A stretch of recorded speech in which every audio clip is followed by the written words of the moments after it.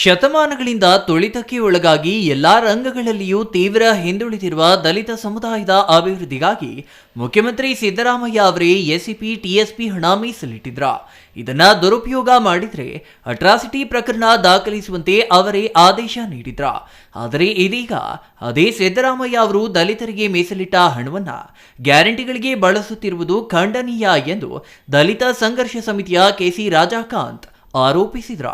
ಚಿಕ್ಕಬಳ್ಳಾಪುರ ಜಿಲ್ಲಾಧಿಕಾರಿ ಕಚೇರಿಯ ಮುಂದೆ ಇಂದು ಹಮ್ಮಿಕೊಂಡಿದ್ದ ಪ್ರತಿಭಟನೆಯ ನೇತೃತ್ವ ವಹಿಸಿ ಮಾತನಾಡಿದ ಅವರು, ಶೈಕ್ಷಣಿಕ, ಸಾಮಾಜಿಕ ಮತ್ತು ಔದ್ಯೋಗಿಕವಾಗಿ ದಲಿತ ಸಮುದಾಯ ಹಿಂದುಳಿದಿದ್ದು, ಈ ಸಮುದಾಯದ ಸರ್ವತೋಮುಖ ಅಭಿವೃದ್ಧಿಗಾಗಿ ಎಸ್ಸಿಪಿ ಟಿಎಸ್ಪಿ ಹಣವನ್ನ ಮುಖ್ಯಮಂತ್ರಿ ಸಿದ್ದರಾಮಯ್ಯ ಅವರೇ ಮೀಸಲಿಟ್ಟಿದ್ರ.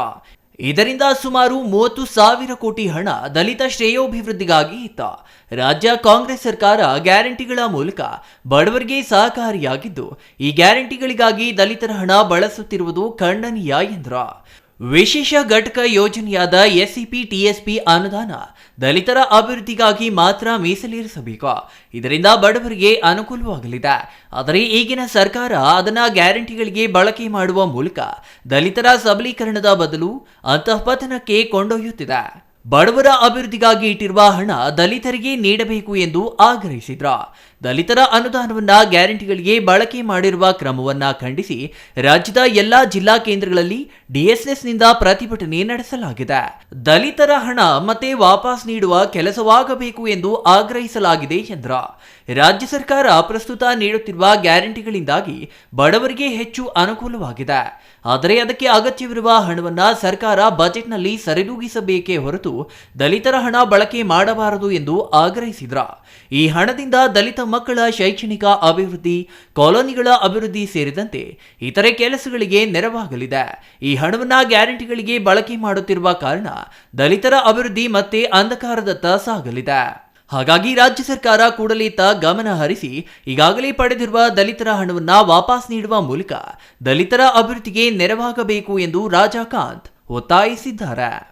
ಎಸ್ಸಿಪಿ ಮತ್ತು ಟಿಎಸ್ಪಿ ಯೋಜನೆಯ ಇದ್ದಂಥ ಹಣವನ್ನು ಬೆಂಗಳೂರಿನ ಏನು ಬಿಡಿಜಿಗಳಿಗೆ ಮತ್ತು ಹೈವೇ ರೋಡ್ಗಳಿಗೆ ಬೇರೆ ಬೇರೆ ರೀತಿಗಳಿಗೆ ಹಣವನ್ನು ವಿನಿಯೋಗ ಮಾಡಿಕೊಂಡು ಈ ವರ್ಗಗಳಿಗೆ ಆರ್ಥಿಕವಾಗಿ ಸಬಲೀಕರಣ ಆಗಬೇಕಂತ ಹಣ ಏನಿತ್ತೋ ಅದನ್ನೆಲ್ಲ ಕೂಡ ದುರುಪಯೋಗ ಮಾಡಿರ್ತಕ್ಕಂಥದ್ದು ಕೂಡ ನಾವೆಲ್ಲ ಕೂಡ ಅದನ್ನು ಆವತ್ತಿನ ಕಾಲಘಟ್ಟದಲ್ಲೇ ಖಂಡಿಸಿದ್ವಿ.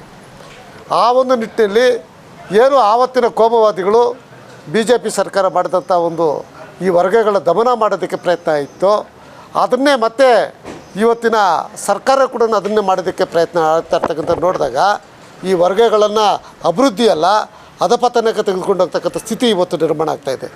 ಕಾರಣ ಏನಂದರೆ ನಮಗೆಲ್ಲ ಕೂಡ ಇವತ್ತು ಸಂತೋಷ ಆಗ್ತಾಯಿದೆ. ರಾಜ್ಯ ಸರ್ಕಾರದಿಂದ ಏನು ಇವತ್ತು ನೀವು 5 ಗ್ಯಾರಂಟಿಗಳನ್ನು ಕೊಟ್ಟಿದ್ದೀರಿ, ಅದು ಉತ್ತಮವಾದಂಥ ಗ್ಯಾರಂಟಿಗಳು ಕೂಡ. ಯಾಕಂದರೆ ಹಸುವಿನಿಂದ ಇರ್ತಕ್ಕಂಥ ಜನಕ್ಕೆ ಅನ್ನವನ್ನು ಕೊಡ್ತಕ್ಕಂಥ ರೀತಿಯಲ್ಲಿ ಅಕ್ಕಿ ಕೊಡ್ತಾ ಇರ್ತಕ್ಕಂಥದ್ದು ಕೂಡ ಯಾರೂ ಕೂಡ ಈ ರಾಜ್ಯದಲ್ಲಿ ಹಸುವಿನಿಂದ ಬಳಲಬಾರ್ದು, ಅವರಿಗೆ 3 ಹೊತ್ತು ಕೂಡ ಊಟ ಸಿಗುವಂಥ ಒಂದು ವ್ಯವಸ್ಥೆ ಮಾಡಬೇಕು ಅಂತಕ್ಕಂಥ ದೃಷ್ಟಿಯಲ್ಲಿ ಮಾಡಿರ್ತಕ್ಕಂಥದ್ದು ಕೂಡ ಸಂತೋಷನೇ. ಅದೇ ರೀತಿಯಾಗಿ ಯಾರ್ಯಾರು ಮನೆಗಳಲ್ಲಿ ಇವತ್ತು ವಿದ್ಯುತ್ ಶಕ್ತಿ ಇಲ್ದಿರ್ತಕ್ಕಂಥವ್ರಿದ್ದಾರೆ, ಅವರಿಗೆ ಕನಿಷ್ಠ ಪಕ್ಷ ವಿದ್ಯುತ್ ಶಕ್ತಿ ಬಿಲ್ಲನ್ನು ಕಟ್ಟೋಕ್ಕಾಗದೇ ಇರ್ತಕ್ಕಂಥ ಕುಟುಂಬಗಳು ಸರ್ಕಾರನೇ ಭರಿಸ್ತಕ್ಕಂಥ ಒಂದು ವ್ಯವಸ್ಥೆ ಮಾಡಬೇಕಂತಕ್ಕಂಥದ್ದು ಮಾಡಿರ್ತಕ್ಕಂಥ ಕೂಡ ಸಂತೋಷನೇ.